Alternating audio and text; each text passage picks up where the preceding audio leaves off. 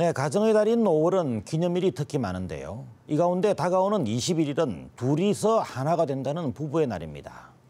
부부관계의 소중함을 일깨우고 화목한 가정을 일구어가자는 그 취지로 지난 2003년 국회 청원을 거쳐 2007년부터는 법정 기념일로 지정됐습니다. 이 부부의 날이 그런데 20여 년 전 경남 창원의 한 목사 부부가 처음 주창한 것을 아시는 분 많지 않으실 것 같습니다. 오늘 인사이드 대담에서는 부부의 날을 처음으로 만든 권재도 목사를 모시고 부부의 날의 의미와 탄생 배경을 알아보고 또 바람직한 부부관계를 위한 지혜도 들어보겠습니다. 자, 권재도 목사님 자리에 나와 계십니다. 자, 안녕하십니까? 안녕하십니까? 네, 반갑습니다. 네. 이렇게 부부의 날 주창대를 처음으로 뵙게 돼서 정말 반갑습니다. 네, 감사합니다. 예. 우리 권재도 목사님께서는 장미 목사로도 이렇게 다른 이름으로 불리고 계신데요. 오늘도 장미를 들고 나오셨는데 네. 어떤 배경이었는지 좀 먼저 간단히 소개를 해주시겠습니까? 네, 저희가 부부의 날을 시작을 할 때에 그냥 단순하게 장미를 선물하기만 하는 것이 아니고 네네. 남편이 아내에게는 빨간 장미를 선물하고 네. 아내가 남편에게는 핑크 장미를 선물하자. 여기도 꽃말을 만들었습니다. 빨간 장미는 사랑과 정열의 표시로, 네. 핑크 장미는 사랑과 존중의 표시로.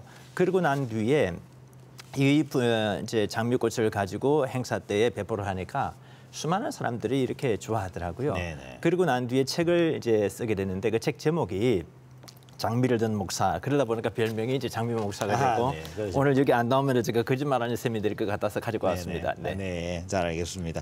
어쨌든 이런 부부의 날과 이런 빨간 장미, 분홍 장미가 이런 네. 아주 관련이 있는 그런 출발이었군요. 네네. 네. 자, 그러면은 5월 21일 부부의 날. 네네. 어떤 저희 잘 모르시는 시청자분들을 위해서 네네. 어떤 날이고 왜 제정하게 되셨는지 먼저 소개를 좀 해주시죠. 네, 저희가 1995년도 5월 5일 어린이날 때였었는데요. 한 취재 기자가 아이한테 질문하기를 얘야 오늘이 어린이날인데 내 소원이 뭐냐.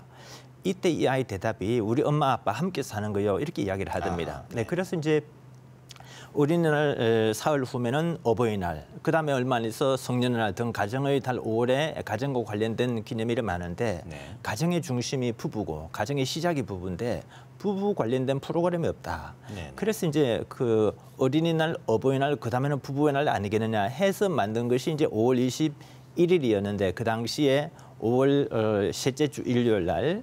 그런데 그 다음 해에 행사를 준비를 하면서 네.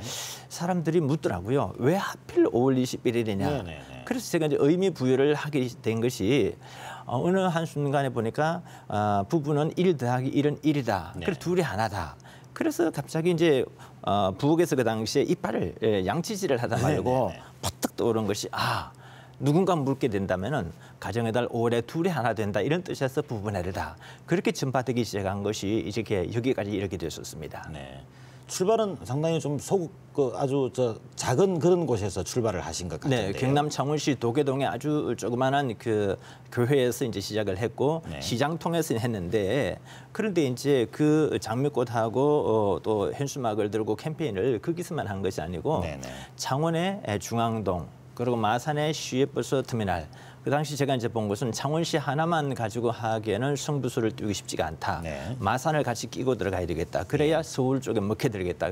2개 도시에서 행사를 한 거하고 1개 도시에서 한 거 차이가 있기 때문에 그래서 제가 첫 해부터 창원과 마산을 2군데를 동시에 가서 이제 행사를 했는데 그러다 보니까 이 캠페인이 수도권에도 먹혀들게 됐고 네. 여기까지 이렇게 됐었습니다. 어쨌든 출발을 하실 때는 네. 이런 어린이의 시설부 아동이었던 모양이죠. 그런 것 같습니다. 예. 네네. 그런 말 한마디에서 네네. 목사님께서 이런 네. 감동을 받으시고 네네. 또 한번 이런 부부의 날을 만들어야 되겠다 네네. 이렇게 출발하신 걸로. 네, 그렇습니다. 예. 네네. 자, 그러면은 최근에는 이런 네. 매년 부부의 날이 되면은 네네. 또 지자체에서 네네. 이런 행사를 여러 가지 네네. 열고 있지 않습니까? 특히 네네. 이제 조금 전에 소개해 주셨습니다만은 창원의 경우에는 부부의 날 발원지이기 때문에 네네. 특히 또 많은 행사가 열리고 있을 것 같습니다. 네네. 자, 창원 지역 그리고 또 네네. 전국적인 부부의 날 기념 행사 어떤 네네. 것들이 있는지 소개해 주시죠. 우선에 그 5월 16일 지난 5월 16일에는 국회에서 세계 부부의 날 국회 기념식 행사를 했습니다. 네. 매년 행사를 해오고 있고요. 이제 경남에서는 창원에 이제 좀 많은 곳에서 행사를 하고 있는데 5월 21일 금년도에 제6회 부부의 날 발원지 축제를 이제 발원지인 창원시 의창구 도계시장 공원에서 합니다. 그리고 네네. 금년도에 창원시 주최로 제1회 부부의 기념 행사를 이제 21일 날 오전에 성산아토에서 하게 됩니다. 그리고 마산에서도 있고 또 다른 지역에서도 행사를 계속하고 있습니다. 네, 그러시군요. 네네. 그 국회에서도 행사를 하셨다고 네네. 말씀을 하셨는데 네네. 어떤 분들이 어떻게 참석을 하시게 되는 거죠? 우선 저희가 이제 올해에 부부상 시상식을 합니다. 네. 그때에 이제 전국에 올해 시장 부부상, 군수 부부상, 구청장 부부상 시상을 하고 그다음에 올해의 부부 문화 도시를 우리가 선정을 합니다. 그러니까 올해의 부부 문화 도, 시, 군, 구를 선정을 해서 시상을 하고 그다음에 이제 올해의 일반인 부부상 직능별로 올해의 그 역경극복 부부상, 올해의 동행 부부상, 네. 그다음에 올해의 태권도 부부상, 뭐 올해의 그 부부상 대상 등등 해서 이제 시상을 했는데 그러다 보니까 전국 각지에서 항상 매년 소위 말하는 조선 팔도에서 다 옵니다. 네. 그리고 그분들에게 우리가 선의의 경쟁을 시킵니다. 지자체들마다가 당신네 단체장들이 와서 상을 받는데 여러분들 하객들 많이 오시라. 네. 오시는 모든 분들에 대해서는 우리가 점심 식사는 공짜로 모시겠다. 그러니까 시장 군수들이 그 이런 시상의 대상이 되는 건가요? 예, 그런데 그분들 부부 관계가 좋아야 이제 네. 우리가 시상을 하는 것이죠. 그래서 우리가 스크린 작업을 엄격하게 합니다. 알겠습니다. 예. 자, 이런 그 부부의 날이 그 달력에도 표시돼 있는 네네. 그 기념일이 돼 있는데요. 네네. 만드는 과정까지 이런 그 법정 기념일이 되기까지 상당히 여러 가지로 어려움을 많이 겪으셨을 것 같아요. 네네. 어떤 과정으로 돼 있었는지 그 과정을 좀 어려웠던 과정 말씀해 주시죠. 2003년도에 국회 본회의를 통과를 했었는데 정작 국가기념일로 제정된 것은 2007년도였습니다. 그 4년 공백이 있었는데요. 왜 그런 상황이 생기느냐면은 국회 본회의를 통과한 이제 그 안건이라 하더라도 반드시 이제 국무회의에 안건을 상정시켜야 할 의무가 없는 것이라고 하면서 그 당시 정부 부처인 보건복지부가 국무회의 안건 상정을 안 시켜줬었습니다. 이제 그 이유는 이제 가정의 날 때문인데 이제 이 이유로 인해 가지고서 이제 정부에서는 계속해서 부부의 날을 드롭시키기 시작했었습니다. 가정의 날 그것이 있기 때문에 부부의 날 해줄 수가 없다. 그런데 이제 어떻든 중간 여러 과정들 있었음에도 불구하고 결국은 행정자치부 장관하고 또 그 당시에 이제 국회 소개 의원이신 이주영 의원하고 그리고 또 여성가족부 장관 이 3자가 국무회의 상정시킬 준비를 해라.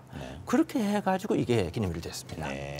어쨌든 여러 가지 우여곡절을 겪은 끝에 이런 오늘날 우리가 부부의 날을 맞이할 수 있게 그렇게 된 과정이네요. 네네. 자, 그 부부의 날 이외에도 세계 부부의 날 위원회도 만드신 걸로 네네. 또 알려져 있는데요. 네네. 또 이름이 상당히 좀 큽니다. 네네. 어떤 그 조직이고 또 어떤 네네. 역할을 하게 되는 건지 좀 간단히 말씀을 해주시죠. 고전에 혹시 세계 기념일 협회라는 말은 들어보셨습니까? 아, 예, 잘 모르겠습니다. 네, 그런데 세계 부부날 위원회라는 것은 부부날이 국가 기념일로 제정되고 난 뒤에 제가 이 기념일은 우리나라에만 머무를 것이 아니고 세계 기념일로 나가야 되겠다. 그래서 이제 2007년 또 첫 해 행사를 하면서 바로 세계화 선언을 했었습니다. 그러면서 단체 이름을 부부날 위원회 그 이름 앞에다가 세계라는 단어를 넣었죠. 그러면서 이제 우리가 예컨대 도쿄에서도 부부연합 콘서트를 했고 또 태국 IPU 국제의원연맹 총회에서도 부부연합 또 강연을 하기로 했었습니다. 그리고 이제 다른 나라에서도 이제 계속 부부연합 그 캠페인을 하기도 했는데 우리가 이제 이것을 궁극적으로 바라는 것은 유엔에서 해줬으면 좋겠는데 그런데 아시다시피 유엔의 경우는 일부 다처제 문제하고 동성애 문제 등등으로 인해 가지고 논란의 소지가 있는 것은 잘 안 해주려는 경향이 있습니다. 그래서 그럴 바에야 차라리 우리가 세계기념일 협회를 만들자. 우리 부부의 날을 세계기념일로 이렇게 제정할 수 있도록 하는 그 기구를 우리가 만드는 것이죠. 그런데 우리 하나만 기념일로 하면은 오해의 소지 있을 수 있으니까 다른 5개의 기념일을 동시에 함께 이제 이렇게 세계기념일로 선정을 해서 발표를 하게 됐습니다. 그러다 보니까 부부의 날이 엄격하게는 세계기념일 협회가 정한 세계기념일입니다. 네, 그렇게 이해를 하시면 되겠습니다. 네. 알겠습니다. 조금 전에 말씀하신 그 부부의 날 위원회 또 올해 부부상을 만들어서 시상을 하신다고 들었는데요. 자, 지금까지 많은 분들이 상을 받으셨을 것 같아요. 좀 어떻습니까? 저희 시청자들께 모범이 됐던 그런 부부들 이야기 좀 소개를 좀 해주시죠. 저희가 정말 기억에 남는 두 부부가 있는데요. 경상남도 함양군에 거주하신 그 권병호 할아버지 부부인데 네. 아마 그분들 아직까지도 생존해 계시는지는 모르겠는데 이제 연세가 남편 되시는 분이 그 당시에 140이었고 아내 되는 분이 96세인가 그랬었습니다. 네네. 그런데 이 할아버지의 그 건강 그 비결이 항상 푸시업을 한 30배 정도 한다. 네. 근법 마찰을 한다. 예. 그런데 이제 그런 그 훌륭한 백년해로 장수 부부도 있고 또 이제 이번에 시상한 부부인데 두 손이 없는 장애인 부부인데 별명이 두 손 없는 천사였습니다. 예, 예. 그 두 손이 없는 가운데 염전을 일고 있는 소금밭 아, 예. 얼마나 그렇게 땀을 흘리면서 그 아내가 내가 염전이라도 일구지 않으면 아내를 내가 붙잡아 줄 수 없겠다 싶어 가지고 네. 그 중요한 것은 이 사람이 초등학교 6학년 때에 수류탄을 잘못 만져가지고 두 손이 날아갔는데 네. 그런데 이런 저 총각에게 그 아내가 시집을 온 것이죠. 아하, 네. 너무 감동적이어서 제가 국회에서 행사를 하면서 이 남편을 끌어안으면서 울었었습니다. 네. 정말 이런 감동적인 부부를 우리가 선정해서 시상할 수 있게 된 것은 내가 행운이고 내가 축복이다. 알겠습니다. 네. 자, 목사님 마지막으로 네네. 그 정말 여러 가지 활동들 많이 하셨는데 네네. 오늘을 살아가는 부부들에게 부부 생활을 정말 잘하기 위한 삶의 지혜 한 가지, 네네. 한 가지 말씀을 해주시죠. 예, 약을 5첩을 좀 잘 네. 씹어 먹으면은 저 행복한 부부가 될 수 있을 것이다. 네. 첫째, 인내는 한약이다. 둘째, 칭찬은 보약이다. 셋째, 웃음은 명약이다. 네. 또 넷째, 이제 또 약이 또 있는데 더 중요한 것은 사랑 표현. 네. 사랑 표현은 만병통치약이다. 그러니까 기쁨은 신약이다. 네. 이렇게 5가지 약을 지어 드시면은 틀림없이 그 가정은 행복한 가정이 될 것이고 약을 5첩을 지어 먹은데도 불구하고 안 된다. 그럼 제게로 오십시오. 제가 잘 모시겠습니다. 네. 네, 지금까지 부부의 날을 맞아서 부부의 날을 직접 만든 권재돈 목사님과 함께 부부의 날 의미를 되새기는 시간 가져봤습니다. 자, 목사님 앞으로도 네. 부부의 화합을 위해서 네네. 정말 많은 활동, 네. 많은 그 역할 해주시기를 네. 도민과 함께 기대하겠습니다. KBS 상원 방송 전국도 큰 역할 하기를 기대하겠습니다. 예, 감사합니다. 감사합니다. 네. 네, 문재인 대통령이 취임한 이후 기간이 오래되지도 않았지만 연일 파격적인 행보를 보이며 화제가 되고 있습니다. 검찰을 비롯해 고용과 노동 문제, 재벌과 공공 분야 등 사회 곳곳을 향한 개혁에도 나설 움직임을 보이고 있습니다. 우리가 살고 있는 지방으로서는 문재인 정부에 대해 지방 분권과 균형 발전에 대해 거는 기대가 큽니다. 혁신도시 시즌2로 대변되는 균형 발전 정책은 수도권의 과도한 팽창을 막고 지방도 잘 살게 할 것이란 기대를 갖게 하고 있습니다. 뉴스 인사이드 오늘 순서 여기까지입니다. 시청해 주셔서 감사합니다.